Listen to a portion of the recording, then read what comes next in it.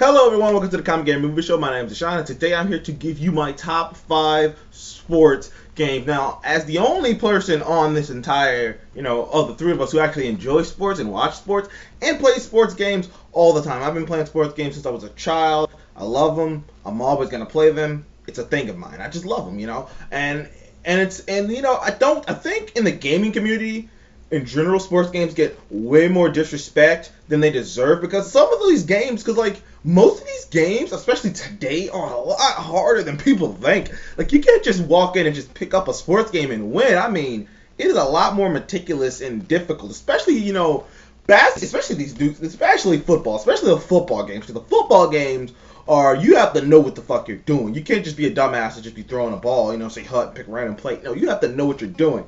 And some people don't, and it does get a lot more disrespect than it deserves in this genre. And I'm a big fan of the genre, so I'm here to give you my top 5 sports games.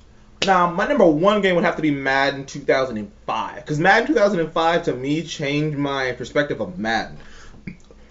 Years prior to this Madden, it was kind of what stereotypical, people who don't play sports games thought about sports games. Just random chaos, just random say hut, you play with your favorite player, they do whatever. But Madden 2005 sort of kind of shifted that. Not only was it the most sold Madden game of all time, and actually the most sold sports game of all time, but it invented so many different things. It invented the hit stick, and it invented the juke stick and highlight stick that they called it back in the day. The juke stick, the highlight stick, it invented, and then it went into more detail with different attributes to the people. Well, they always had different attributes, but I think this is about the time where they started going like, if you have a really good player, that makes a difference. Depending on the players you have, actually make a difference. Because that's how it works in sports. If you got a bunch of dudes who are like 70s, you're not going to beat a guy who has a bunch of 99 overall guys on his team. It's just not how it's going to work. And that was the first game where I saw it apparent. Plus, they upgraded franchise mode to where it is. And this was the year that franchise mode still hasn't really quite gotten to the level it has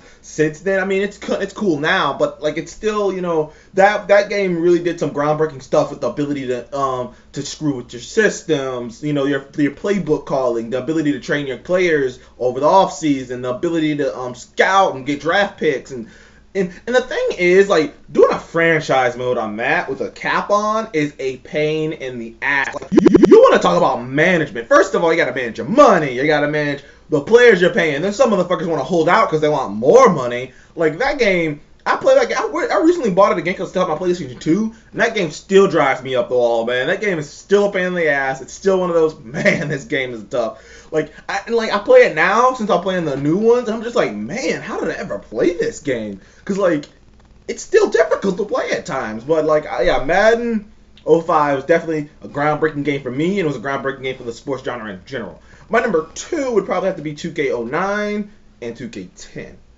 Both of these games did revolutionize the my player whole mode, and plus 2K pretty much took over the basketball genre in games because it was 2K and then it was 2K and then it was NBA Live. There's two different brands. There's only two different brands that make the basketball games. But 2K this is the year that 2K did such a great job that NBA Live, that no one cared about NBA Live anymore. No one cared about EA's basketball games anymore because 2K did such a great job. 2K to this day has the best player simulation I've ever seen. To you building a character and my player. My player was such a revolutionary thing to me because when you play the game, you have to work so fucking hard to make a team. I remember borrowing 10. I actually borrowed 2K10 or 09 from a friend. And holy shit, dude, you have to work so hard to get on a team. The points you get are so meticulous. And I love the fact that on that game, the 2K series in general, is when they started going really into details about things. Different players have different shooting motions. Different players, have different dribble motions and move motions. Different players have this. Different players have different reactions to different things. It was so meticulous like that. I think 2K as like gone leaps and bounds, especially in the franchise mode. Because I recently played the new 2K, and even now, like the franchise modes and stuff, like teams, like when you play the franchise mode, teams are alive, and my player mode is always going to be one of the funnest things ever. Because who doesn't want to be a fucking superstar? You know, who, especially if you're a basketball fan, who doesn't want to be a star basketball player when you can just like create your own guy, go places and do your own thing and be a monster? That is so cool to me. It's still cool to me. I only play half the time. I only play 2K4 my player mode, and that's still freaking awesome. Number 3 would have to be Blitz the League. I'm going to say Blitz League 1 and 2 because I don't think one's better than the other. But those games were so mind-blowing because as a football fan, it's so hilarious to me that some people who hate football say it's too violent, it's this, it's that, it's that. It's like, oh, it's just people beating up each other. You haven't seen nothing yet. You play Blitz the League, it's like a gladiatorial fucking bloodbath. It's basically football minus all the rules. I mean, you can punch a dude, fucking just body slam a dude, drop him on his neck, break spines. I mean, that game is fucking like football if the Romans were in it. Like, that game is basically, like, think rugby, rugby, no rules or anything, but with shoulder pads and stuff. And, like, you're just murdering people. Like, it is ridiculous. That game is so macho. It's so, like, yes, if you're a football fan, you know Blitz the League and know it's awesome. And it's a good feeling when you just break a guy's neck. I know it's kind of fucked up, but, like, it's a good feeling when you break a guy's neck on that game. Or you do anything to people on the game, because you can just do whatever the fuck you want to people, and it's so cool. Like, it's a good feeling when someone throws it to a wide open receiver, and you can just fucking take his ass out and take it off. Like, that is so hilarious to me, and just be like, I'm not gonna cover this guy. Fuck that. Boom! Thank you. Like, that is hilarious. Blitz the League is my number 3. My number 4 would have to be NBA Street. NBA Street was a fucking phenomenon when I was a kid. When I was younger, you can ask my friend Willie, you can ask anyone who was a football fan. NFL Street was a phenomenon. Like, the game itself, like, first of all, it's a little bit like Blitz the League in the sense that there isn't really any, flags or anything, but Blitz the League is rated M. This is rated, for teen, so it's not violent. It's not too violent. No, not any more violent than a Madden would be, but it's like a dumbed down version of football. Like NBA Street is what non-sport fans would think that football is. Like, but it's still enjoyable as hell because you get to play with all these different NBA stars and then do all these spectacular things like running on the walls.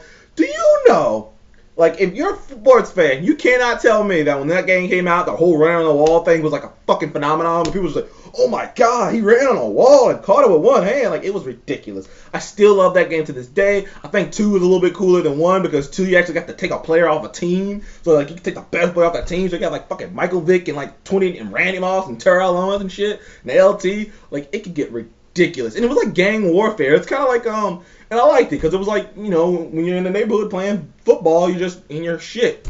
It's like, now what if that is, and what if NFL players just lived in this neighborhood? That game was cool. That game was awesome. I just frankly enjoyed it in NBA Street. Now, my number 5 was a difficult one because I think NBA Ballers was a cool game. But, I say it's NFL Street. But I'm going to go with NBA, I think NBA Street, because NBA Street were awesome. The Street series was pretty cool. Even Soccer Streets was actually pretty cool. I didn't know any of the players in Soccer Street, so it was just like, huh? But it's pretty cool because it's just like a glorified. It's like if an anime director came in and just like directed sports because it's all flaming basketballs and super powered dunks and shit. It's like NBA Jam on steroids. But NBA Streets was so cool when I was a kid. Because first of all, it's the same thing as the NBA, NFL, where you got to pick up different players and shit, and like it was so cool back in the day, especially with all these cool NBA stars and stuff. That game was super cool. I'm probably gonna buy it again just to play it again. I'm probably gonna buy both those games to play it again because those games were so freaking fun when I was a kid. NBA Street and NFL Street were both fun. And unfortunately, both of those games are an example of what people would, the snooty gamers think sports games are. So both of those, when you play those games, like, you're probably going to be like, oh, so this is how I'm playing a sports game is. No, it's not. I just laugh at those people sometimes.